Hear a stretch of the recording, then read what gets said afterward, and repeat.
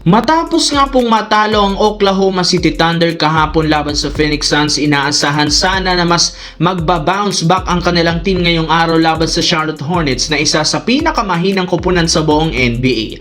Ngunit sa hindi inaasahan na upset na naman sila dito matapos silang matambakan ng Hornets ng 27 points, 124-97 na ikinagulat ng napakaraming mga fans.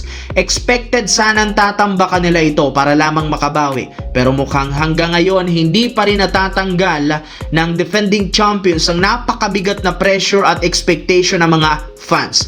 Kita sa mga malalaro ng Thunder ng kawalan ng effort lalo sa depensa at rebounding. Sinabayan pa ng pag-struggle ng kanilang shooting na siyang sinamantala ng Hornets para magkaroon ng kalamangan simula umpisa hanggang sa pagtatapos ng laro. At mukhang hindi nga maganda ang bungad sa ngayon ng 2026 para sa OKC Thunder. Samantala, pinagkaguluhan sa social media nitong nagdaang araw ang balita na patungkol sa posibleng pagkuha ng Los Angeles Lakers kay Dillon Brooks mula sa Phoenix Suns sa isang blockbuster trade. Ito rin naman ang pinakamagaling na 3-and-D player na pwede nilang makuha sa trade market na siyang makakatulong at makakaresolba ng problema ng team sa depensa.